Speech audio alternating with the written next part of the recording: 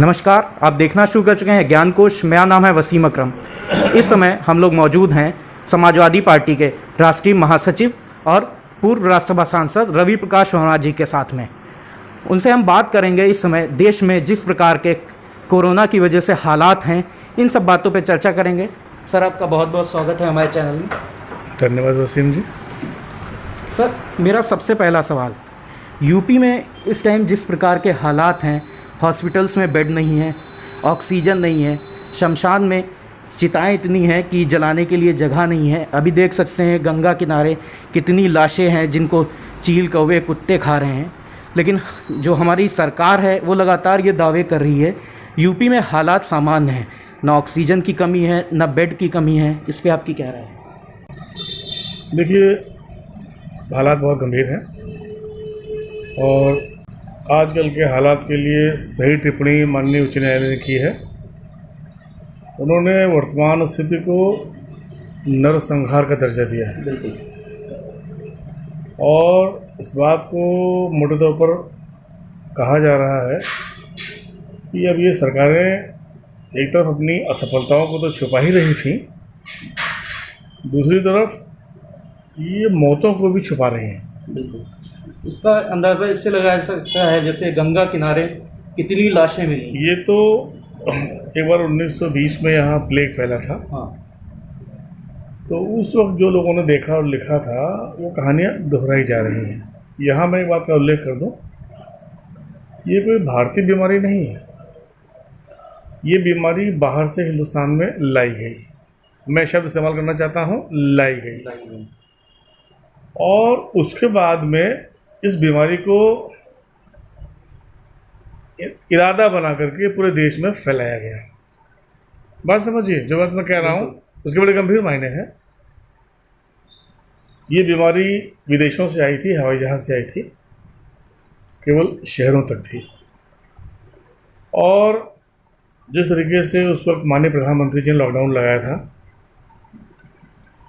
जो कमज़ोर, लाचार, मजबूर थे, उनको सरकार को सहारा देना चाहिए था। जो जहाँ थे वहीं रोक करके उनको, जो व्यापारिक संस्थान जहाँ लोग नौकरी कर रहे हैं, उनको सरकार को ग्रांट देना चाहिए था कि भाई मज़दूरों को जाने मत दो और 1 महीने हम लॉकडाउन लगाएंगे, 2 महीने जो भी जरूरत पड़ेगी। लेकिन माननीय प्रधानमंत्री जी ने ऐलान कर दिया टेलीफोन, उस टीवी के ऊपर, कि कोई भी आदमी किसी आदमी से किराया नहीं मांगे। आज तक मैं इस निर्णय की प्रासंगिकता समझ नहीं पाया और उसका प्रतिफल ये निकला कि जो लोग किराए पे कहीं रह रहे थे उनको तत्काल वहाँ से बेदखल कर दिया गया। और उसके बाद में जिस तरीके से 1947 में जब पार्टीशन हुआ था, लाखों की तादाद में लोग पैदल ही बिना खाए बिना पिए परेशानी के हालात में अपने घरों के लिए चल निकले थे।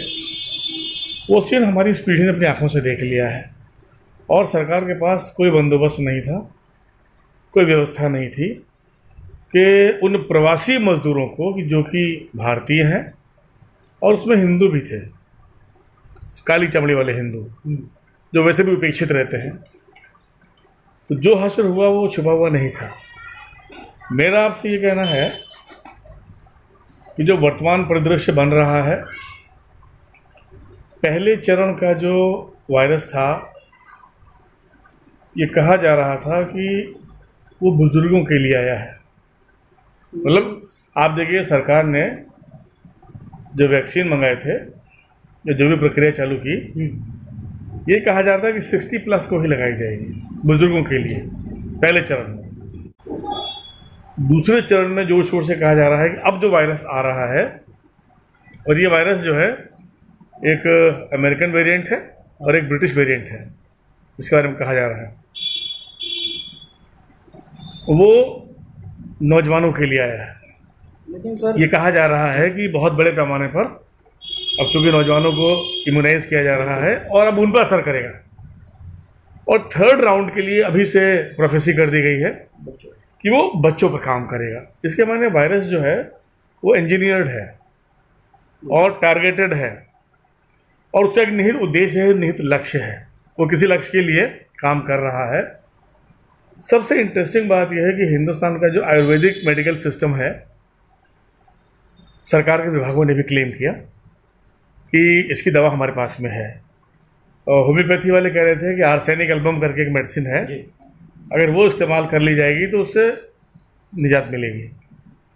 गवर्नमेंट की एजेंसियों ने भी इस बात को प्रचारित किया, आयुष डिपार्टमेंट ने भी इस बात को प्रचारित किया कि जो काढ़ा है या होम रेमेडीज जो होती हैं, अदरक का, काली मिर्च का, लौंग का काढ़ा बना करके पिया जाएगा तो आराम मिलेगा, और मिला। और लेकिन मुझे हैरत है कि बाबा रामदेव भी इसकी एक दवा लेके आ गए थे जो कि बहुत सस्ती थी, इलाज बहुत सस्ता था और उसे जाने बच रही थी, लेकिन सरकार और शासन के द्वारा जिस तरीके से उनको दबाया गया है, ये चिंता का विषय है। आपकी बातों से लग रहा है जो ये वायरस है ये बीजेपी की तरफ से इंजीनियर्ड है, मैंने एक शब्द इस्तेमाल किया, इंजीनियर्ड है। इंजीनियर देखिए, इसका इलाज था और आज भी ये वायरस उन्हीं लोगों में फैलता है जो धूप में कभी नहीं निकलते हैं, घर के अंदर रहते हैं, जिनका विटामिन डी शॉर्ट है। और ये सूचना सरकार प्रेस्क्राइब नहीं कर रही। ये वायरस उन लोगों पर बेकार हो जाता है जो विटामिन सी का अच्छा डोज लेते हैं, जिंक का और चीज़ों का अच्छा डोज लेते हैं, उन पर ज़्यादा काम नहीं करता। खुद भी कहा, सरकारी एजेंसियाँ कह रही हैं कि 80% लोग अपने आप ठीक हो जा रहे हैं, लेकिन मीडिया के माध्यम से जो रिपोर्टिंग हुई है और जिस तरीके से नौकरशाही की सीमाओं को इस्तेमाल किया गया है, धमकाने का काम चालू हुआ है, दहशत HIV की बनाई जा रही है। आया है कोरोना, लेकिन जो दहशत बनी है समाज के ऊपर वो HIV की है। और जितनी बड़ी तादाद में जो मौतें हो रही हैं उसमें एक बड़ा हिस्सा दहशत का भी है। लोग हताश हो चुके हैं और मुझे हैरत है कि इस लेवल पे जो काउंसलिंग होनी चाहिए सरकार की एजेंसियों के द्वारा, सरकार के पास एक मनोवैज्ञानिक डिपार्टमेंट है, मेंटल हेल्थ का डिपार्टमेंट है, बल्कि इस वक्त मेंटल हेल्थ पर सरकार को एक फोकस प्रोग्राम करना चाहिए था। गांव के, अब तो कोरोना चल रहा था, इलेक्शन भी चल रहे थे, कुंभ भी चल रहा था, अब तो कोई जमाती नहीं था, लेकिन उसके बाद में अब जो गांव में पहुंचने लगा है। गांव में सर पहुंचने का एक रीज़न ये भी है, अभी जो गांव में चुनाव हुए जी जी जी, असर अब बिल्कुल साफ ऐसा नजर है आ रहा कि एक तरफ तो सरकार स्पष्ट प्रोटोकॉल दे रही थी कि मास्क लगाओ, निश्चित दूरी मेंटेन करो और हाथ धो, लेकिन सर मतलब मुझे ये समझ में नहीं आ रहा है। देखिए, जो मेरी चिंता है वो ये है कि कहाँ कुछ जा रहा था, किया कुछ जा रहा था, तो ऐसे परिणाम आने ही थे। कागजों में सिर्फ मास्क दिख रहा था, जबकि हम लोग जब गांव में रिपोर्टिंग के लिए निकले तो वहां पे बूथ पे भी हम लोगों ने देखा कहीं पे भी सोशल डिस्टेंसिंग नहीं थी। मुझे कोई डाउट नहीं है, इस पूरे सिस्टम को इंजीनियर किया जा रहा है, उसको मैनेज किया जा रहा है उस तरीके से जिस तरीके से जो पूंजीपति लोग हैं जिन्होंने वैक्सीन बनाया है वो चाहते हैं, उस तरीके से किया जा रहा है। जिस तरीके से सरकार को जनता के लिए करना चाहिए उस तरीके से नहीं हो रहा है। तो मेरा साफ मानना है कि जब हुकूमत कर्मचारियों की जो कार्यपालिका है, जो नौकरशाही है, उसकी ताकत को अपनी ताकत समझ ले और उसकी लाचारियों कमजोरियों को अपनी कमजोरी समझ ले, तब वो हुकूमत जनता के लायक रह नहीं जाती है। लीडर जो है, लीडर वो होता है जो हुकूमत से काम लेता है, मशीनरी से काम लेता है और जनता से जिसका दिल लगा रहता है, जो जनता के हितों के लिए काम करता है। मेरा मानना था कि हुकूमत को जो होम रेमेडी वाला सिस्टम था, जो हर्बल, हिंदुस्तान का जो आयुष डिपार्टमेंट है उसके पास गजब की रेमेडी थी। ये मौका था, पूरी धरती पर हिंदुस्तान का जो आयुष डिपार्टमेंट है उसका लोहा जम जाना चाहिए था, लेकिन उल्टा हुआ है। और मैं जब सांसद था, कोरोना पर मैंने जब बहस की थी तो मैंने इस बात का उल्लेख किया था कि सब झगड़े की जड़ पूरी दुनिया का जो पेटेंट सिस्टम है, पेटेंट सिस्टम बिल्कुल, जो बड़ी बड़ी सरमाएदार कंपनियां हैं वो नए नए जरासीम ईजाद कर रही हैं, ढूंढ रही हैं, लेबोरेटरी बना रही हैं, उसकी दवाई ढूंढ रही हैं और उसका पेटेंट करा ले रही हैं। तो कायदे से जब पूरी धरती पर महामारी चल रही है तो जो trade related intellectual property rights कहलाते हैं, ट्रिप्स, उसको तो इस वक्त WHO को और संयुक्त राष्ट्र को ये कह देना चाहिए कोई भी आदमी इसमें मुनाफाखोरी नहीं कर सकता। आप देखिएगा आज भी कुछ लिमिटेड लोग हैं जिनके पास में इसका पेटेंट है, और वो उसका बिजनेस कर रहे हैं, जबकि महामारी चल रही है और पूरी धरती पर करोड़ों आदमी मर रहा है। मतलब मानवता की वो त्रासदी दिखाई पड़ रही है जिसे कोई सोच नहीं सकता। तो जो कैसे काम होना चाहिए और क्या हो रहा है, मुझे लगता है कि इस चीज़ को लोगों को आँख खोल के देख लेना चाहिए। हमारे ज़िले में भी जो नौकरशाही की सीमाएं हैं और जो नौकरशाही की ताकत है, वो माननीय योगी जी की ताकत और उनकी सीमाएं बन चुकी है। आज की तारीख में जगसड़ में जो मूक बधिर विद्यालय था, उसको इन्होंने कोविड सेंटर के तौर पर तब्दील कर दिया है। लेकिन कोविड का जो ट्रीटमेंट का जो प्रोटोकॉल होता है, उसके बारे में लोग अनभिज्ञ हैं, डॉक्टर्स भी नहीं जानते और पेशेंट भी कुछ नहीं जानते हैं। सारा ध्यान पूरी जो समस्या है उसके दो ही बिंदु निकल के आ गए हैं, वैक्सीनेशन और ऑक्सीजन। जबकि समस्या का मूल रूप बड़ा है, समस्या का मूल रूप बड़ा है और उसको एड्रेस करने का तरीका भी दूसरा है। कायदे से जनपद के लोगों ने जब संघर्ष किया है तो खीरी का ऑक्सीजन प्लांट चालू हो पाया। उसके पहले यहाँ पर भी ऑक्सीजन क्राइसिस थी, ऑक्सीजन ब्लैक हुई।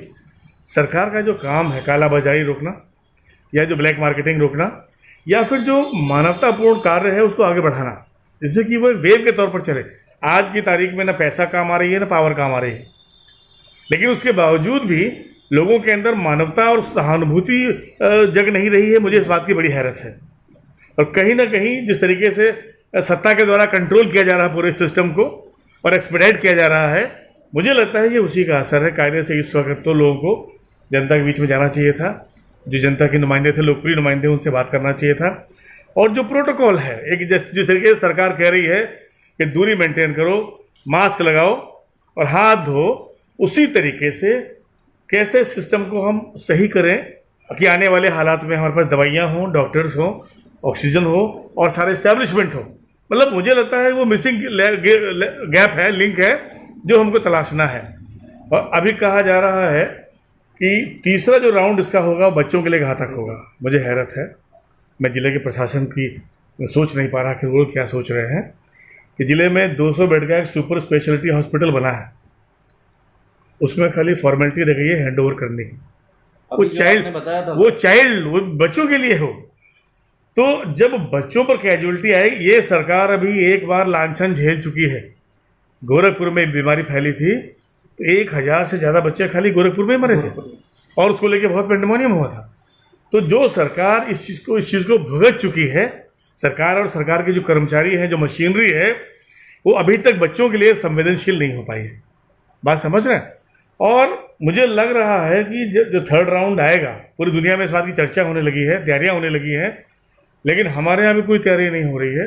वो 1 बाय 1 करने जा रहे हैं। इनको कायदे से जो मदर एंड चाइल्ड हॉस्पिटल बनाया गया है सुपर स्पेशलिटी, उसमें जो इसकी जो जांच होती है, स्पेशल जांचें होती हैं, जो उच्च स्तरीय IL-6 की जांच होती है, जो यहाँ नहीं हो सकती कहीं, या जो डायमर टेस्ट होता है जो यहाँ नहीं हो सकता। तो कई बहुत ही सोफिस्टिकेटेड टेस्ट हैं जिनमें लोग लूटे जा रहे हैं, खूब अच्छे पैसे पड़ रहे हैं उसके ऊपर। तो मुझे लगता है कि वो टेस्ट यहाँ सारे होने का इंतजाम कर देना चाहिए, क्योंकि बच्चों का मामला बहुत क्रिटिकल होगा। और अब जिस तरीके से गांव के अंदर महामारी ने अपने पैर फैला दिए हैं, मैं अखबार में पढ़ रहा था कि आशा बहुओं से कहा जा रहा है कि आप सैंपलिंग करेंगे। आप देखिए फिर वही गलती हो रही है जो इलेक्शन में हुई। जो लोग इलेक्शन कराने गए थे उसमें से पूरे प्रदेश में लगभग 700 ज़्यादा टीचर्स मरे हैं। बात समझ लीजिए। और जो हमारी आशा बहुएं हैं, जो अल्प शिक्षित हैं, जब वो गांव में जाकर के सैंपलिंग करेंगी और करने की कोशिश करेंगी तो वे प्रभावित होंगी। तो आज की तारीख में जो दवाइयाँ आपके पास में है नहीं है, अभी तो ब्लैक हो रही है उसके ऊपर। ऑक्सीजन को लेके बहुत बड़ी दिक्कत है। आपके पास में प्रोफेशनल्स नहीं है, ट्रेंड प्रोफेशनल जो एड्रेस कर सके। तो ऐसी स्थिति में जो प्रिवेंटिव मेथड्स होते हैं कि भाई लोग एक तरफ मास्क पहने, लोग एक तरफ हाथ धोते रहें, दूरी मेंटेन करें, लेकिन ये भी लोगों को जानकारी हो कि अगर जरा भी बुखार का लक्षण लगता है तो केवल विटामिन C यानी कि संतरे का रस 3 दिन तक कम से कम 1.5 लीटर पिएं और नारियल का पानी 1.5 लीटर पिएं और केवल खीरा और टमाटर खाएं। 3 दिन में बुखार खत्म हो जाएगा, कहानी खत्म हो जाएगी। तो जो प्रिवेंशन हो सकता है उसको फोकस नहीं हो रहा है। मुझे इस बात का बहुत दुख है और मैं आपके माध्यम से जनता से भी कहना चाहता हूँ कि बहुत महंगे महंगे ट्रीटमेंट हुए हैं और सच्चाई तो ये है कि 15-15 लाख रुपया लोगों ने केवल अस्पताल में दाखिले के लिए दिया है। लखीमपुर में सर शिखर हॉस्पिटल जो अभी सीज कर दिया गया जी है, जी जी। एक दिन में उन्होंने कॉल रिकॉर्ड एक उनकी हुई थी, वायरल हो गया था। 15,000 बेड का, 5,000 ऑक्सीजन का, 10,000 ये तो कुछ नहीं है, 30,000 रुपये, ये तो कुछ नहीं है। हमारे यहाँ जो एक बाबूजी हैं, उनके बहनोई साहब का हुआ था 15 लाख रुपया अप फ्रंट पेमेंट करना पड़ा था दाखिला कराने के लिए। कहाँ 15,000, कहाँ 15 लाख। आप देखिए जरा, सरकार को जिस चीज़ पे पता नहीं क्यों सोते रहे ये लोग, आंखों खोल के देखा नहीं, या इन्होंने चाहा कि वो हो जाए फिर उसके बाद में हम सांप निकल जाएगा हम लकीर पीटते रहेंगे। तो ये चल रहा है, सांप निकल जा रहा है, लकीर पीटी जा रही है। मैंने अभी बताया था सर जक्सड़ का, वहाँ पे हम लोग ग्राउंड रिपोर्ट पे गए थे, कोविड वार्ड के अंदर तक गए थे। वहाँ की हालत ये थी, 80 ICU बेड हैं जहाँ पे पेशेंट 105 के लगभग थे। देखिए मैं आपसे बता रहा हूँ, मेरा परिवार दिल्ली में है, मेरी बेटी भी डॉक्टर है, उसने as a volunteer trainer hospital join किया है जहाँ पर वो कोविड मरीजों की देखभाल कर रही है। तो जब वो दिल्ली में हो सकता है तो यहाँ क्यों नहीं हो सकता? कि यहाँ पर जो प्रोफेशनल्स हैं, जो ट्रेंड लोग हैं, या जिनके अंदर कॉन्फिडेंस है, उनको एज ए वॉलंटियर के तौर पर हायर किया जा सकता है। आप समझ रहे हैं? और वॉलंटियर के तौर पर हायर करने के बाद में हम एक ऐसा माहौल बना सकते हैं कि देखिए ये HIV नहीं है, कोरोना है, ये छूने से नहीं फैलता, ये सांस से फैलता है, एक्सचेंज से फैलता है। तो मुझे लगता है कि सोचने का और निर्णय लेने का और आगे की दिशा में देख पाने की जो अभाव है, उससे ज़्यादा दिक्कत हो रही है। सर जब देश इतनी बड़ी महामारी से जूझ रहा था, उस समय पश्चिम बंगाल समेत आसाम और तमिलनाडु में इलेक्शन हो रहे थे। देखिए माननीय उच्च न्यायालय ने कह दिया है कि ये नरसंहार है। इसमें क्या आपको लगता है? मोटा मोटा ये कयास लगाया जा, अनऑफिशियली ये कयास लगाया जा रहा है कि देश में 25 लाख आदमी मरा है, जबकि सरकार सिर्फ 2 लाख लोगों की बात कर रही है। तो कोर्ट ने कह दिया है कि नरसंहार है। और मीडिया में भी, NDTV का मैं देख रहा था उस दिन, उसमें भी ये बात कही जा रही है कि नरसंहार है, ये जेनोसाइड है। मतलब इस पर तो ट्रायल होने चाहिए लोगों के। और पूरी दुनिया में मैं आपसे कहना चाहता हूँ कि जो इमेज हमारे माननीय प्रधानमंत्री जी ने बनाई थी वो नेस्त नाबूद हो चुकी है। इतनी काली इमेज हो चुकी है इनकी। तानाशाही का माहौल सर देख सकते हैं। नहीं, आप देख लीजिए, ये कहा जा रहा है कि पूरी धरती के जो बदमाश किस्म के सरमाएदार हैं, जो लोकतांत्रिक प्रणालियों का हनन करते हैं और जनता के अधिकारों का हनन करते हुए दूसरे देशों के प्राकृतिक संसाधनों का इस्तेमाल का शोषण करते हैं, दोहन करते हैं, अति दोहन करते हैं, और उसके लिए जो कर्ज की अर्थव्यवस्था का सहारा लेते हैं, हिंदुस्तान शिकार हो चुका है।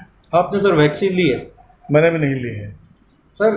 अभी आज से करीब 3-4 महीने पहले समाजवादी पार्टी के अखिलेश यादव जी ने एक बयान दिया था, उन्होंने प्रेस कॉन्फ्रेंस करके बोला था कि ये वैक्सीन नहीं लगवानी चाहिए, बीजेपी की वैक्सीन है। सर वो कोरोना नहीं, बीजेपी से कोई मतलब नहीं है, वो कोरोना झेल चुके हैं, उनको कोविड इन्फेक्शन हुआ था। सच्चाई ये है, मैं भी मुतमईन नहीं हूँ इसमें, चूँकि 3rd जनरेशन के ट्रायल नहीं हुए थे।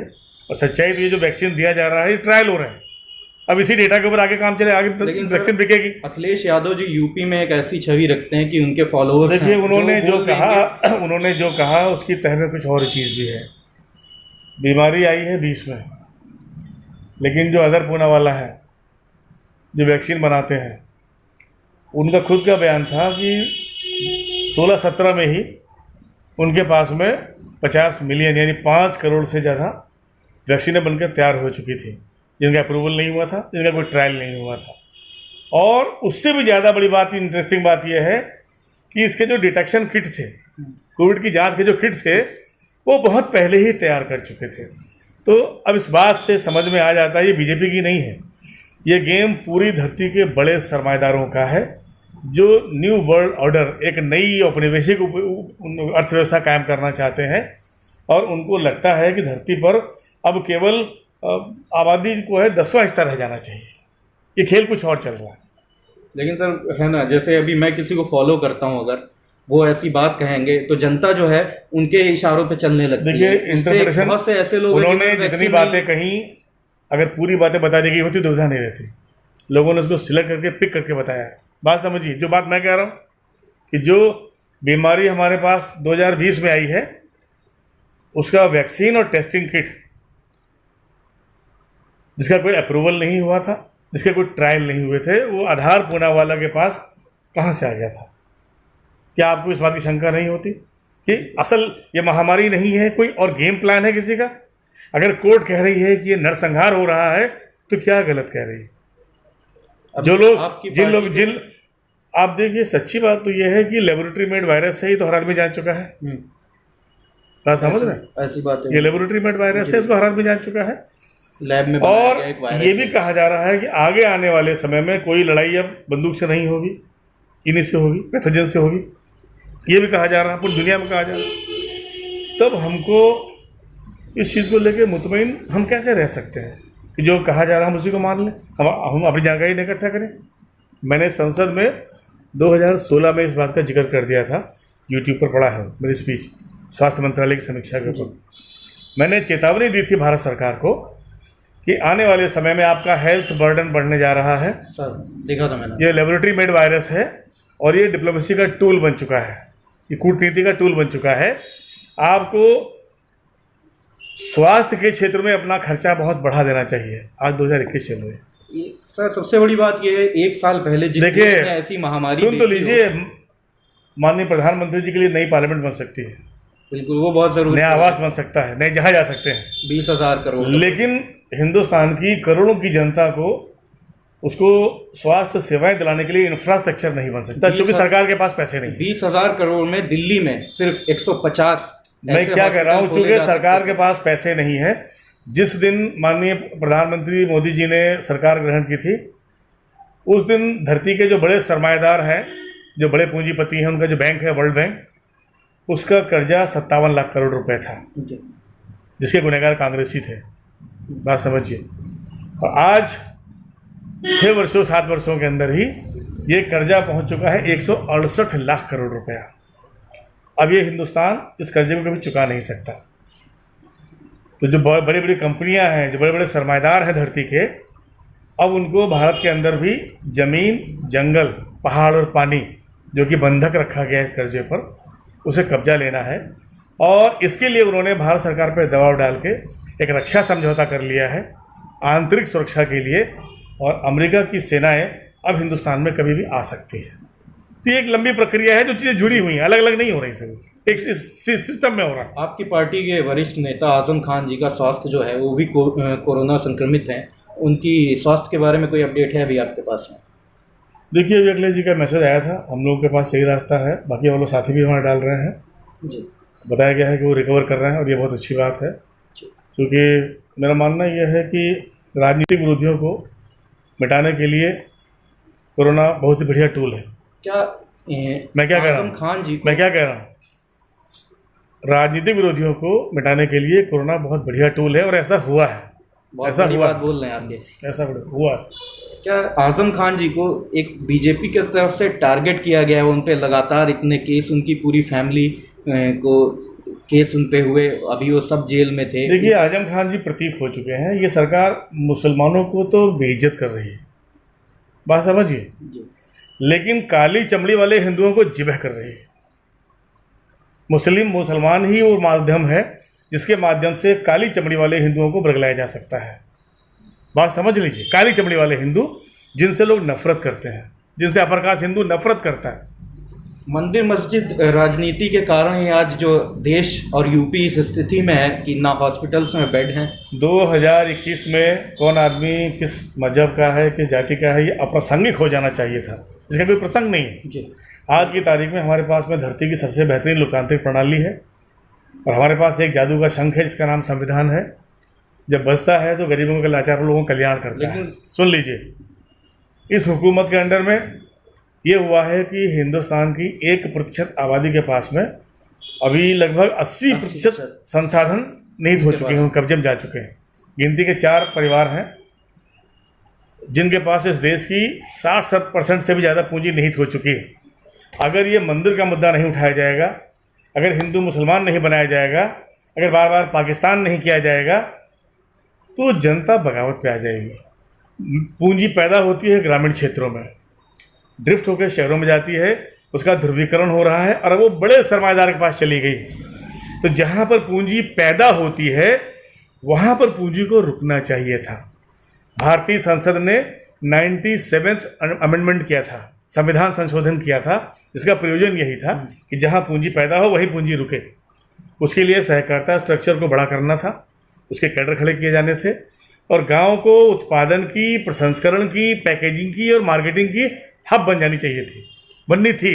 लेकिन कोई गुजरात का एक भाई जा करके स्टे लेकर के आ गया और आज तक वो 97th अमेंडमेंट जो है कॉन्स्टिट्यूशन का अपने प्रभाव को नहीं प्राप्त कर सका, बल्कि ये 3 कानून ला दिए गए जिसके माध्यम से हिंदुस्तान की जो 67% आबादी खेती पर पल रही है, अब उसको कहा जा रहा है कि उसको सिमटा करके 15% पर लाया जाना है। जो वर्ल्ड बैंक के लोग हैं, दुनिया के बड़े सरमाएदार हैं, उन्होंने भारत सरकार से इस बात का आग्रह किया है कि आप ऐसे कदम उठाइए जिससे कि खेती पर निर्भरता केवल 15% रह सके। तो इससे हमको पता लग जाता है कि सरकार क्या काम कर रही है, किसके लिए काम कर रही है। अगर जनता उपेक्षित हो रही है, जनता मर रही है, तो कोई ताज्जुब वाली बात नहीं है। नरसंहार हो रहा है, लेकिन लोगों के दिमाग में अफीम भर दी गई है, लोग उस नरसंहार को देख नहीं पा रहे हैं। सच्चाई यही है, लेकिन समय आने पर ये चीज़ें उजागर हो जाएंगी। अगर 2022 तक ऐसे ही हालात रहे तो 22 में यूपी में विधानसभा चुनाव भी हैं, तो क्या आपको लगता है कि चुनाव होने चाहिए अगर ऐसे हालात रहते हैं?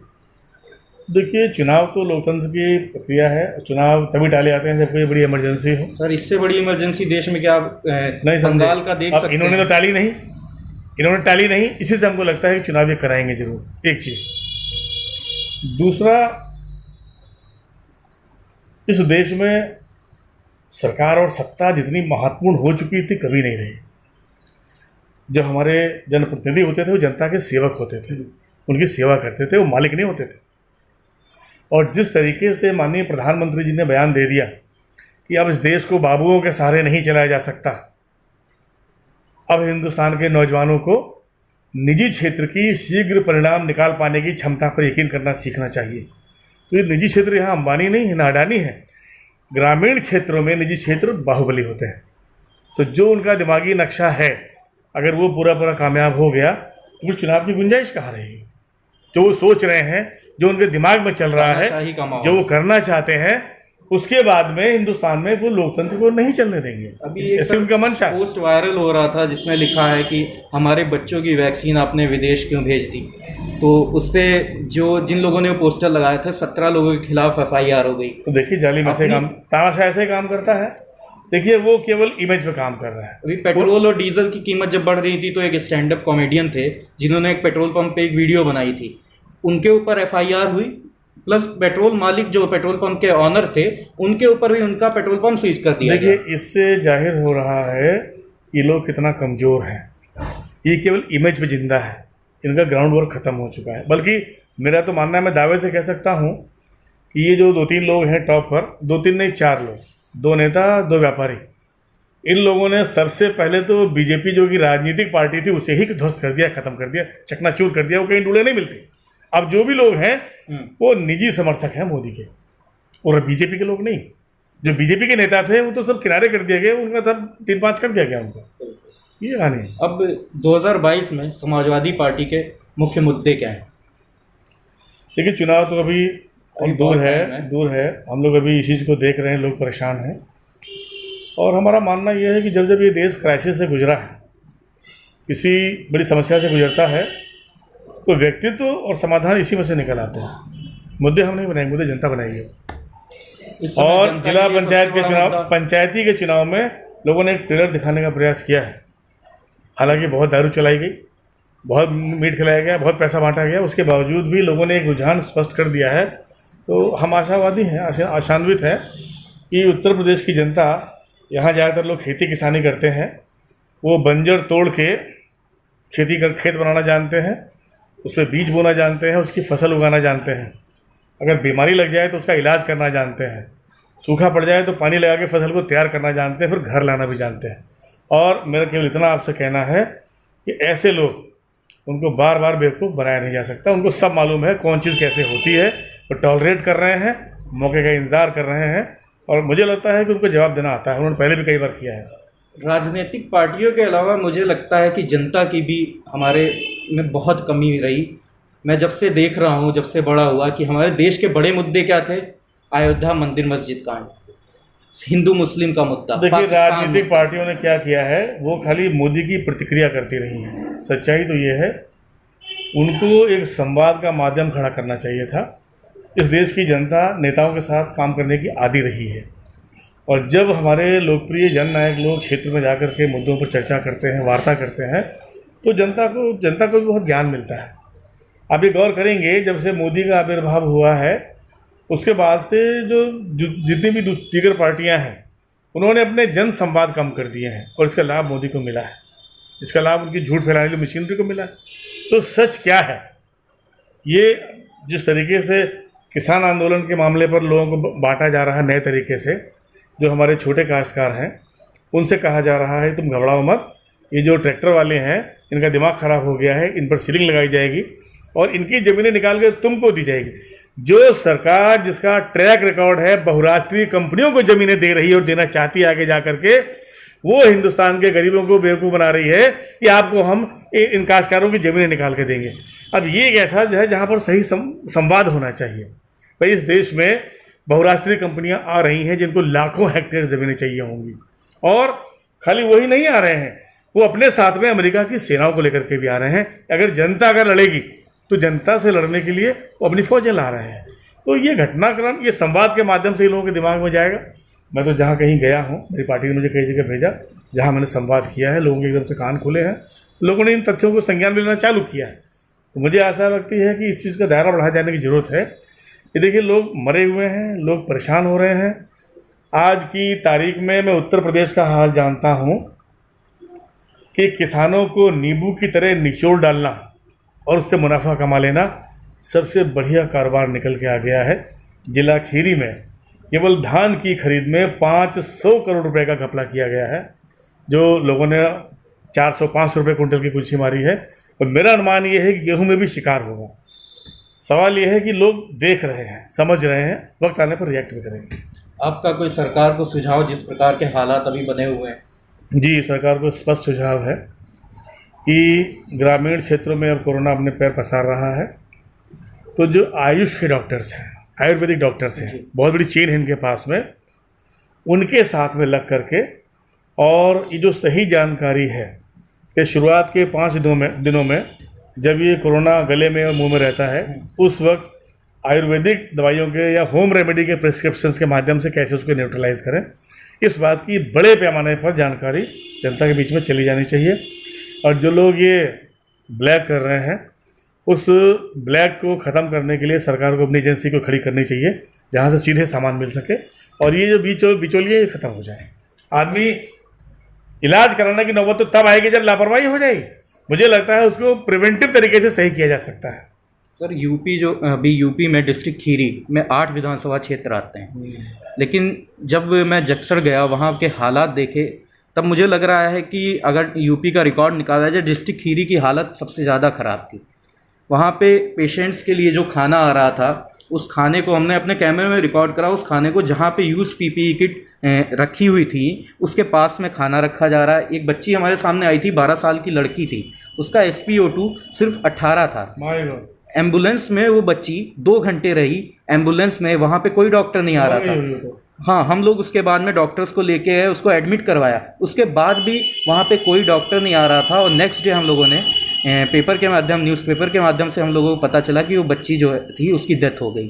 देखिए, संवेदन शून्यता, मुझे नहीं लगता कि इसमें इलाज वाली कोई दिक्कत है। ये संवेदन शून्यता है कि दीगर आदमी का बच्चा मर रहा है, मुझसे क्या मतलब। ये जो संवेदना है, मुझे मतलब बच्चा नहीं मर रहा है, वो संवेदनाएं मर रही हैं। क्योंकि जो लोग मेडिकल प्रोफेशन में हैं उनका बड़ा सम्मान होता है, लेकिन सरकार ने जो भी उपेक्षा की है, जो डॉक्टर्स कोरोना के शिकार हुए, जो सेवाएं दे रहे थे, सरकार ने क्रिमिनल नेग्लिजेंस बरती है, उनका कोई देखभाल नहीं किया। तो धीरे धीरे जो ट्रीटमेंट करने वाले लोग हैं उनका भी मोहभंग हो रहा सरकारी व्यवस्था से।